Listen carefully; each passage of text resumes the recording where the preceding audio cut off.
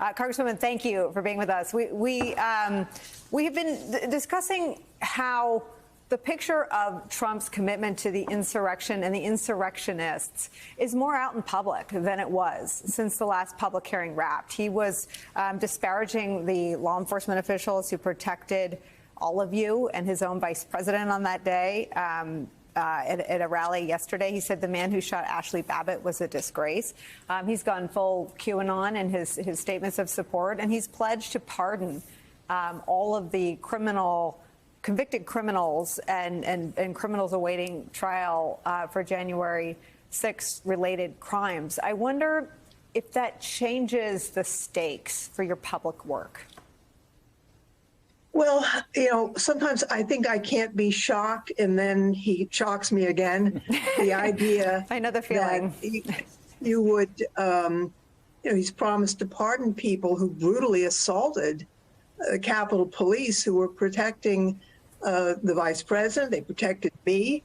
And it's outrageous. I mean, he's praising them. And not only did they try to overturn our democracy, but they did so with brutal violence. And many of them have gotten lengthy sentences because of the violence and the multiple felonies that they committed. So, yeah, that's it's even worse than originally thought. But, we're going to continue to do our work, finish up the fact finding. Obviously, this is information that was stated publicly, so it's out there. We don't need to let the public know perhaps about it, but it does fit in with many of the other things that we've discovered. Does he make you all less safe? Well, I hope not. I mean, people who serve in public office do so because they care about their country and they're trying to do the right thing. Certainly, the ex-president's call to violence did endanger us on January 6th. I mean, they weren't coming to, those rioters weren't coming to shake hands with us. They were coming to kill Mike Pence. And we know from much of the material that's come out in the Department of Justice filings that they intended to do physical violence to people that they discovered in the Congress. So that's something that isn't the right way in our American democracy. And it's something that the president, I think, bears some responsibility for. Congresswoman, I asked you that because of a specific piece of reporting in the Washington Post that your colleague on the committee, Congresswoman Luria, now has Norfolk security detail. The Post writes this: deputies in the Norfolk Sheriff's Office have been providing Representative Elaine Luria a security detail this summer as she serves on the House committee investigating the January 6th riot at the U.S. Capitol. The sheriff confirmed that ahead of a Norfolk City Council vote to authorize payments to the deputies. And it feels like a tenet of our criminal justice system is if an insurrectionist is charged with a crime and stands trial, sometimes they plead for leniency in sentencing or have other mitigating factors. The judges have been pretty stern that they're responsible for their actions, but you've got the president over here saying, don't worry, don't worry, I'll pardon you.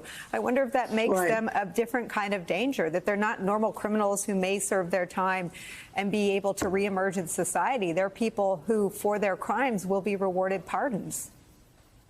Well, it's a message not just to those who committed violence on January 6th, but to others who are thinking about departing from our democracy and moving into a more authoritarian system through violence.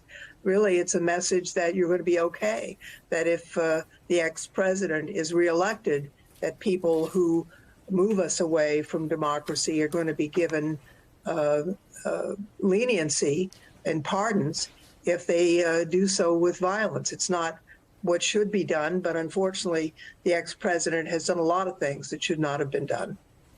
Tony Ornato emerged as a key figure in and around the public testimony of Cassidy Hutchinson as someone who she had a conversation with about Donald Trump's rage and not being shuttled back up to the Capitol. Let me share with you something that your committee colleague Adam Kinzinger told CNN.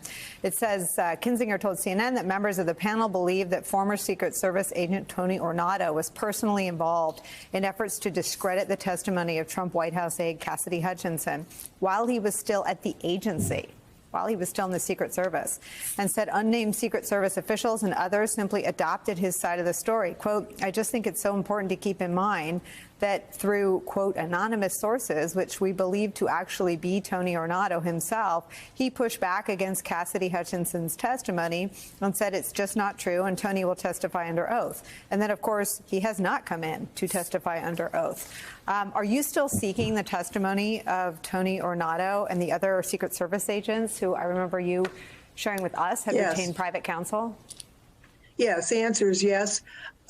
We will do that in an orderly fashion when we've had an opportunity to review the large amount of documentary evidence that has now come in from the Secret Service. It's important that we get that information reviewed before we re-interview Mr. Ornato and Mr. Engel.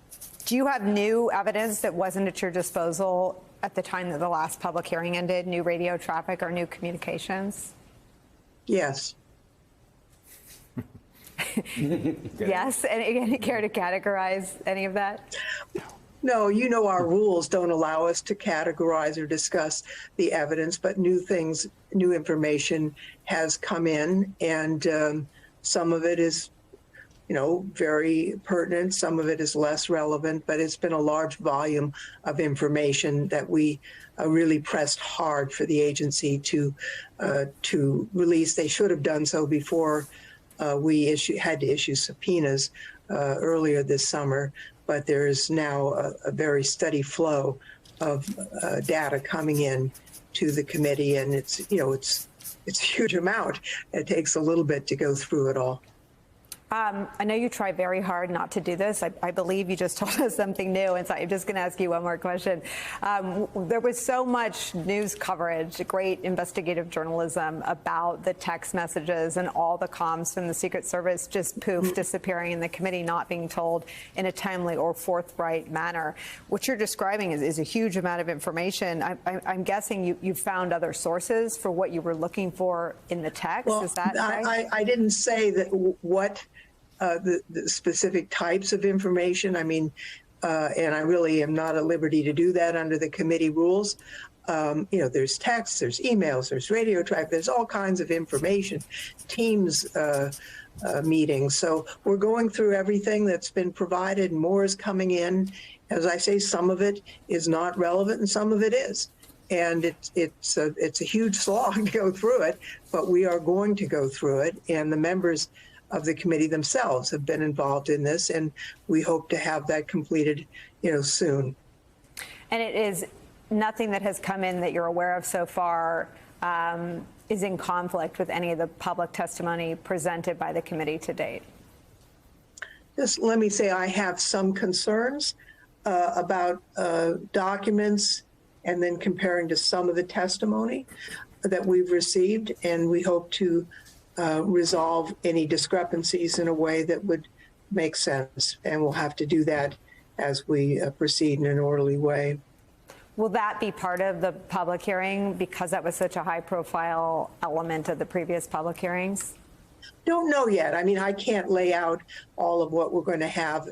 As you know, you can't fit everything into a 2-hour hearing. And so there's a lot of important information that we have found really for the other hearings that have already been held that really couldn't fit into the time frame of a hearing. And we're talking as a committee on how do we get those key elements of information that we couldn't present. How do we get that out in a way that makes sense and it is that the public can access? And I don't know that that's the Secret Service will be part of that, but we do want to get all the relevant information out in a way that the public can take a look and make up their own minds. Congresswoman, everything about what we as a public understand about DOJ's interest in the events that have been revealed and story told so expertly by the committee, we know from reporting, which is most likely an incomplete picture, but we do know that the subject of the committee, of the hearing you led, the big ripoff, is now under criminal investigation. Right. Have you shared the evidence that went into your public hearing with DOJ? let me just say, again, the committee rules don't allow me to disclose that, but I think we will have a very collaborative relationship with the Department of Justice as they move forward. A lot of the information that we have has been acquired through records that they also can get. They're the ones that have to decide whether there was criminal activity. That's not a legislative committee's role. So I said at some point, this was, the big lie and the big ripoff. It's possible to do a ripoff and a grift without committing a crime. So they'll have to decide that, but clearly he did empty people's pockets under false pretenses.